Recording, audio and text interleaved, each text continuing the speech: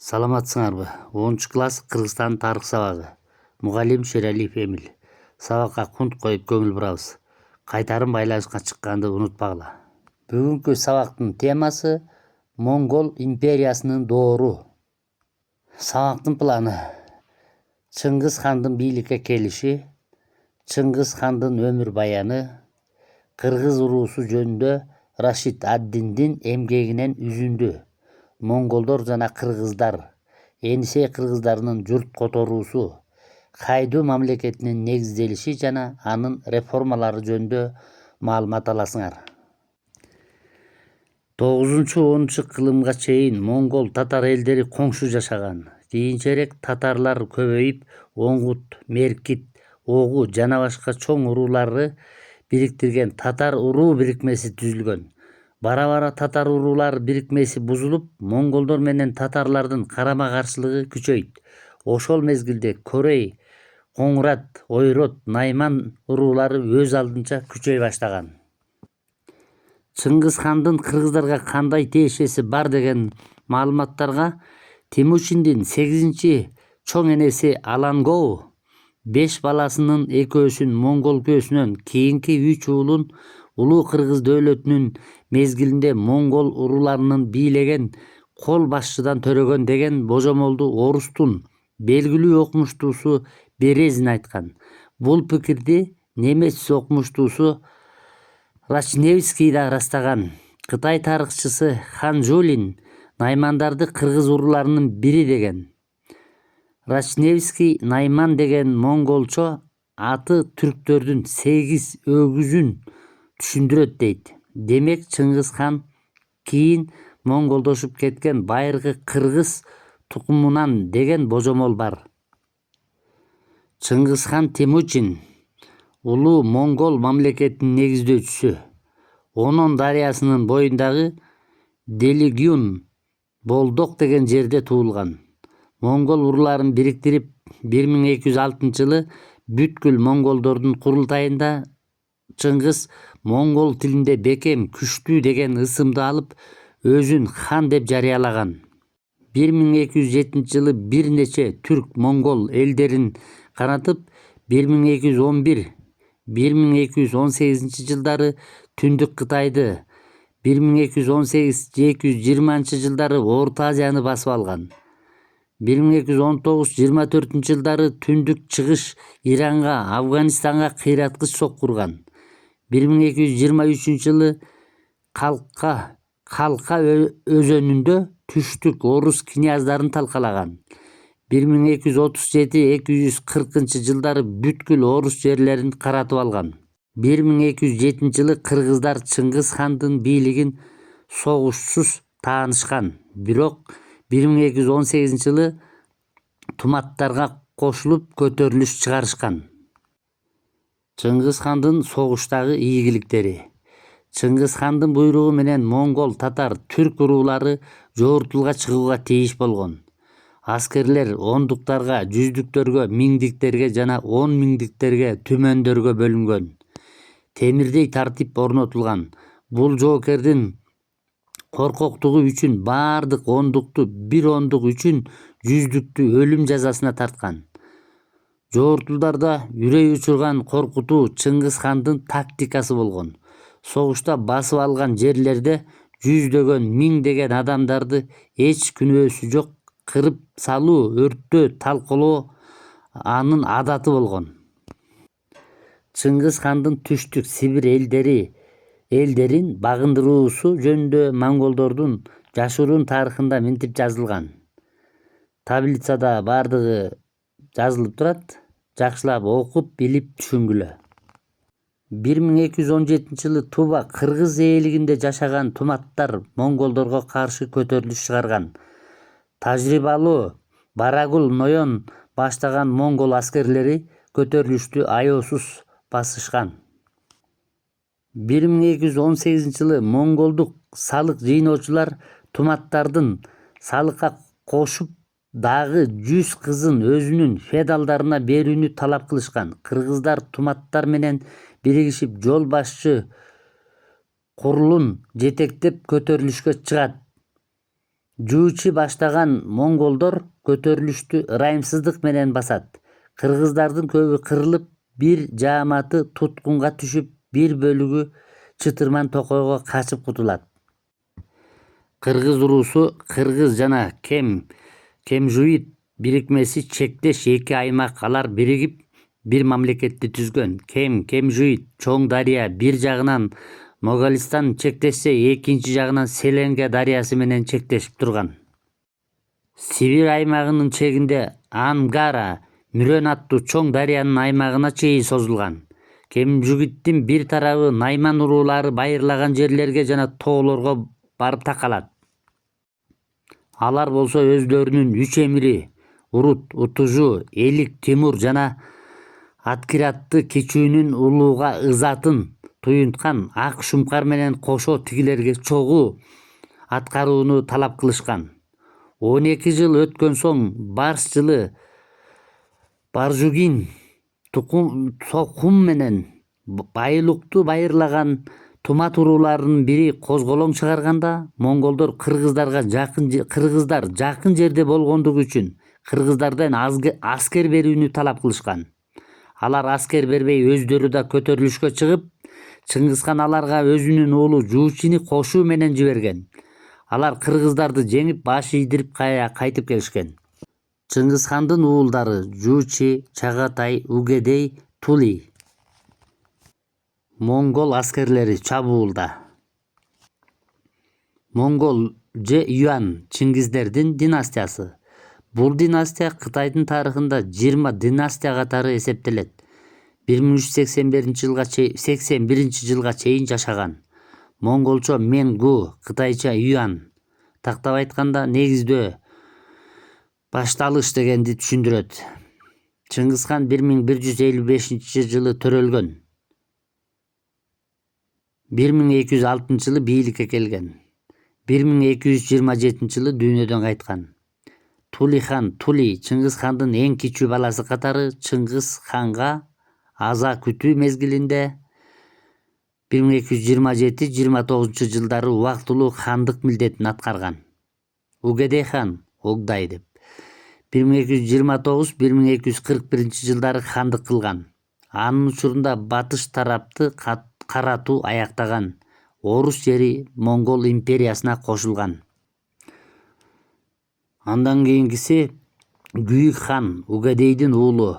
1246-1248 жылы Угедейдин жесири Туракиндин убактылуу башкаруусунан кийинки хандык кылган. Мьонке хан Тулидин уулу 1249 жылы бийликке келген. Бул бийлеген кезде алдыңкы Азияны каратуу аяктаган. 1259 жылы дүйнөдөн кайткан. Хубалай хан Тулидин экинчи уулу 1260 жылы бийликке келген.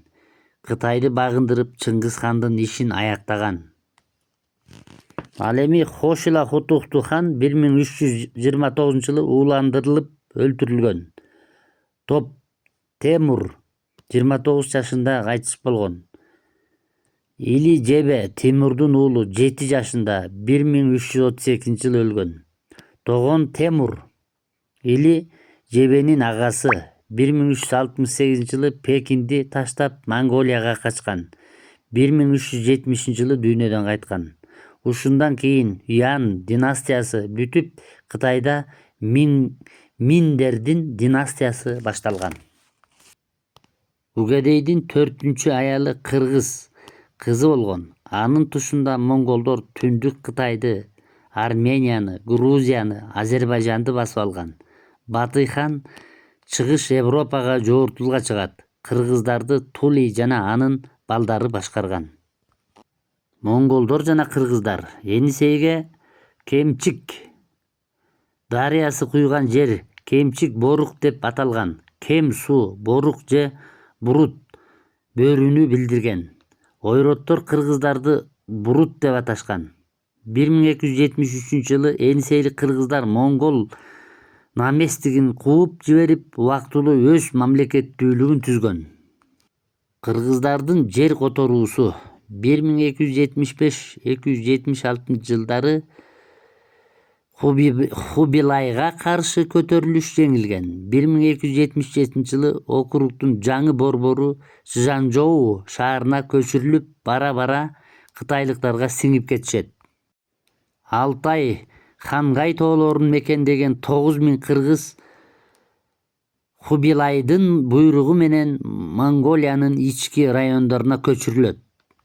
1290 жылы кол башчы Кыпчак Тутук Хубилайдын буйругу менен Хайдуга каршы чыгып, кыргыздардын 3000 түтүнүн көчүрүп кетет. Алтайдагы кыргыздардын бир бөлүгү 1295 жылы күч менен Шандун провинциясына жер которот. Түштүк Енисей кыргыздарын багынтып 1293 жылдары 700 үй бүлөсүн Манчжуриянын Хесихе районуна чек араны кайтаруу үчүн көчүрүп кеткен. 1218 жылы Жети сууда наймандардын аскерлеринин кол башчы Жебе Ноён уйгурлар жана карлуктардын колдоосу менен оңой эле талкалаган Найман ханы Кучулук Памир тоосунан кармалып башы алынган. 1219 жылы монголдор Хорезмшах Мухаммеддин бөлүнгөн күчтөрүн оңой эле багынткан. Натыйжада Түркстанда жүздөгөн айыл кыштактар өрттөлүп кыйраган. Бул убакта гүлдөп өнүккөн дыйканчылыгы бар Чүй талас өрөөндөрү Ысык көл аймагы көчмөндөрдүн мал чарбачылыгы менен алмашкан. Батый хан Алтын Ордону негиздеген. 12-жылдын ортосунан баштап Енисейлик кыргыздарды Борбордук Азиянын ар жактарына күч менен көчүрүү 1389 жылы Юан династиясы кулаганга чейин созулган. Ошол кезде монголдордун эзүүсүнө качкан кыргыздардын бир бөлүгү Хайдунун аймагына, тактап айтканда өзүнүн түпкү ата мекени Ала тоого, Теңир тоого көчүп келишкен. Ошол кезде Чүй өрөөнүн башкарган Орто Азиядагы монголдордун башкаруучусу Хайду Енисейлик кыргыздарга көп жардам берген. Чыңгызхандын небереси Мөңке башкарган мезгилде Теңир тоону монголдор менен Алтай урууларынын жаңы толкуну каптаган. Мөңкенин иниси Халагу көп аскери менен Иранды көздөй жөнөгөндө Кыргызстандын түндүгү аркылуу өткөн. Ошондо жергиликтүү калкка чоң зыян келтиришкен. Халагу хан 14-кылымдын аягында кыргыздардын акими Угечи Кашка монголдор менен ойроттордун үстүнөн башкарган. Мамлекетти чыңдап тартипти күчөтөт. Анын монголчо аты Мөңкенин Темүр болгон. Ал башкарган 1399-1408 жылдары кыргыздардын бийлигине нааразы болгон ойроттор менен бир нече жолу согушкан. 1439 жылы монголдордун аскер башчыларынын ичинде кыргыздардын түмөн башчысы Абарици деген болгон. 1449-450 жылдары кыргыздардын түмөнү кошулган ойрот монголдор армиясы Пекинге барган деген божомол бар. 1269 жылы Талас суусунун боюнда Угедей жана Чагатай урууларынын биргелешкен курултайында мамлекет түзүлөт. Угедейдин небереси Хайду хан болуп жарыяланган. Анын атынан Хайду мамлекети деп аталып, чек арасы Алтайдан Аму дарыяга чейин созулуп, Кыргызстан Чыгыш Түркүстан аймагын камтыган. Борбору Чүй өрөөнү, Тараскент шаары, азыркы Бишкек жана Каражыгач кыштагы болгон. Хайду хандын реформалары: салык системасын жөнгө салуу, жер иштетүүчүлөрдүн укугун коргоо, сооза сатыктын туруктуулугу, акча реформасы, шаарларды калыбына келтирүү реформасы. Хайду хан 1293 жылы Хайду кыргыздарды куткармакчы болуп Болоч башында турган кол жөнөткөн, бирок ал кол Хубилайдын аскерлеринен жеңилип калган. Хайду хандын кыргыздарга берген жардамы. Хайду Алтай жана Чыгыш Теңиртоодо жашаган кыргыздарды монголдордун куугунтуктоосунан коргоп келген. Ал кыргыздардын бир тобун Теңиртоого көчүрүп келген. Хайду өлгөндөн кийин бийлик үчүн күрөш башталып, Чүй, Талас өрөөнүндөгү кыштактар дээрлик талкаланып, дыйканчылык кылган жерлерди феодалдар мал жайытка айландырышкан. 14-кылымдын 40-жылдарында Хайду мамлекети 2 улуска бөлүнгөн. Тема боюнча кыскача суроолор.